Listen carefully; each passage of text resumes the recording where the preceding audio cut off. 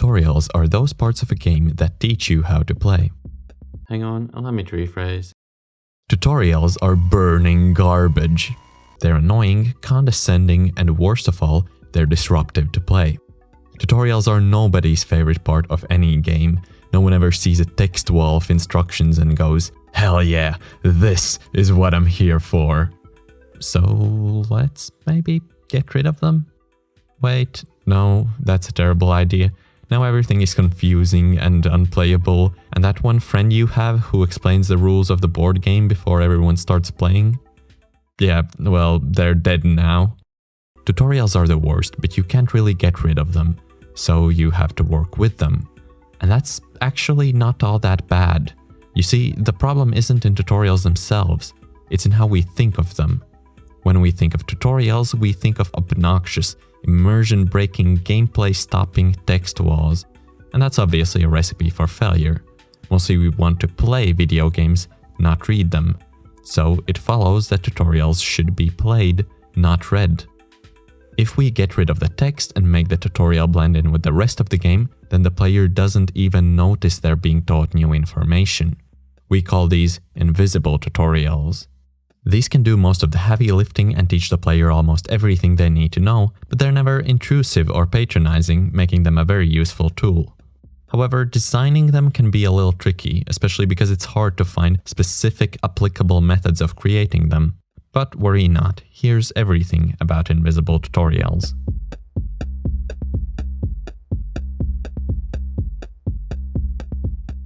Perhaps the easiest way of teaching your players a new mechanic is by turning it into something they already understand.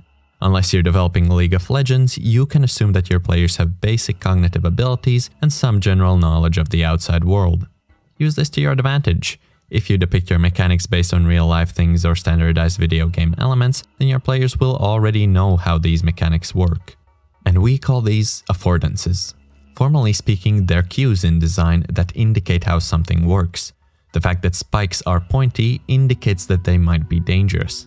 The fact that keys and doors in your game are depicted similarly to these objects in real life indicates that they'll behave the same. This works for all sorts of abstract stuff too. We all know what a danger sign means, for example. Affordances are extremely useful because they're immediately intuitive. For example, if I see fire in a video game, there is no thought process, I just immediately know not to jump in it. Because of this, most environmental elements, enemy designs, and objects rely on them. Even user interface uses standardized elements as affordances. There's no reason to tell your player what a health bar does, for example. Of course, we can get more creative with this, using scale, animation length, and anything else really to communicate information. Rain World uses our connections with the color green to indicate safety and the color red to indicate danger. The same game's soundtrack also becomes more intense when danger is nearby to warn players. Affordances are great, but they'll only get you so far. Any mechanics that are even slightly more abstract can't really be taught with affordances alone, so we'll need the help of other methods. In any game, the player will inevitably have to learn a few skills. These range from the most simple controls, such as walking and jumping, all the way to complex inputs, strategies, and hatred of women and minorities. To help players learn these skills, we can use something called skill gates. These block the player's progress until they have demonstrated their ability to do something. For example, if you want your players to know how to jump, place an obstacle near the beginning of your game that the player has to jump over. Now, some viewers might object that we're not actually teaching the mechanic here, we're just blocking the player's progress until they learn the mechanic themselves. And while that is a valid concern, skill gates are far from useless because they achieve two very important things. Firstly, a skill gate ensures that the player has learned that mechanic before they move on to more complex challenges. In most genres, you won't be testing the player's understanding of basic skills, but rather their ability to perform them in challenging circumstances. So it can get really awkward if a player reaches late game without understanding some skill. For example, when I first played Super Meat Boy, I got through half the game without knowing there's a run button. The skill gate near the beginning that was supposed to teach you to run was actually passable without running. So I got all the way to the third boss until finally I reached an obstacle that was actually impossible to pass without running. Getting that far without knowing this input made me believe that the game was broken, not that I was doing something wrong, which only furthered my frustration. This illustrates how important it is to ensure your player has learned basic skills before they move on to tougher challenges. And secondly, a skill gate allows the designer to isolate this learning process from the rest of the game. If you take away everything unnecessary from the level design and reduce it to just this one obstacle that the player needs to get past, then the player's entire attention will be focused on that obstacle without any distractions whatsoever. Yes, the player does all the learning themselves, but we are putting them in an environment where it's as easy as possible. Say you're introducing a new type of enemy to the player, one with interesting abilities or strange behavior patterns. Let's use the barnacle enemy from Half-Life 2 as an example. This alien is always attached to some ceiling with a long tongue hanging below, and the moment you touch the tongue, it grabs you and pulls you upward to eat you. Tuesdays, am I right? If you're introducing this enemy to the player, your first instinct might be just to make something similar to a skill gate, where you place it separately in a simple environment, but this is an approach with a few problems. Your player will either die from a lack of knowledge and rightfully feel that it's unfair, or more likely and way worse, your player will just kill the barnacle from a distance and move on without knowing its behavior.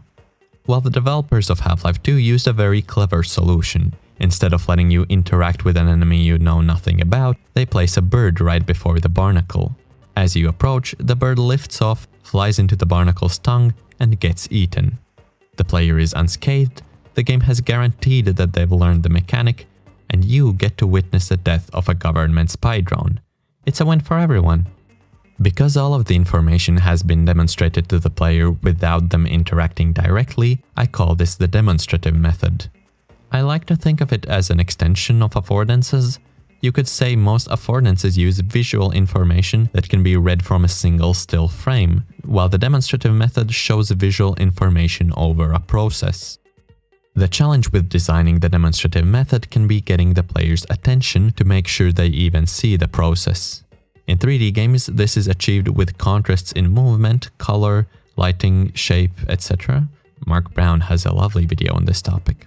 In 2D games, using the demonstrative method can be a little more difficult, because most of the time the player can reach the side of the screen within seconds. There is hardly ever such a thing as seeing from afar in a 2D game. We have to slow the player down as the process is happening to make sure they don't ruin it. For example, Deadbolt demonstrates the process of generals reviving fallen allies by placing one in a room that takes a longer time to reach. Similarly, Shovel Knight demonstrates the process of burning liquid falling from these pots by placing some treasure right before. The player stops to dig the treasure and meanwhile witnesses the process of liquid falling. As you might have guessed already, the demonstrative method is used to introduce all sorts of processes. This mostly means enemy behaviors and some hazards, but you can do all sorts of clever stuff here, like how Stealth Bastard Deluxe demonstrates your clones using basic movement abilities in the tutorial.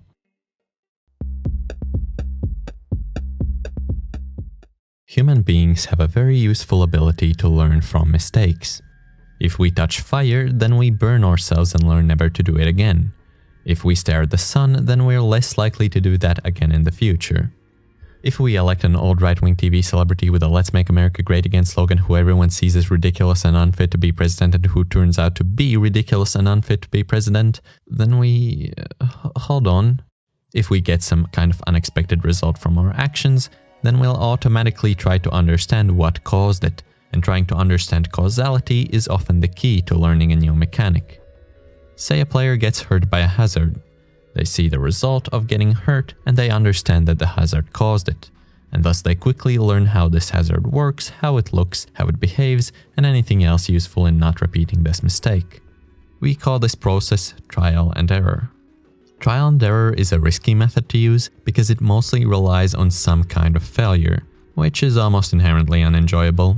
It's illogical to harshly punish players for not understanding something that you haven't taught yet, and it's entirely pointless if you fail to make the causality clear. The more you use this method, the higher the chance that players will get frustrated or confused about causality. So use it carefully and scarcely, and make sure there are no significant setbacks for failure. There are games that get away with trial and error as their core philosophy for teaching, but failing to pull it off will drive players away quickly. A very clever thing to consider is that errors aren't necessarily failures. Accidental success is also a mistake in the player's calculations. If the player focuses on one goal and accidentally succeeds in another, they also start analyzing the causality. This is used brilliantly in N++, where the player learns a complex stunt by focusing on grabbing gold, which happens to be placed in a way that the player accidentally pulls this stunt off by trying to quickly grab the gold.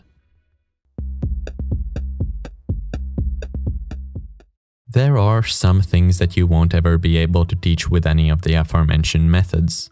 Very complex mechanics will always require some direct teaching, and I confess, I really have no clue how one would get rid of all the text in strategy games, for example.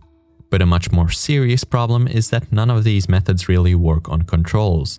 The player will only learn inputs if you directly tell them what those inputs are, and controls are crucial in any game of any genre.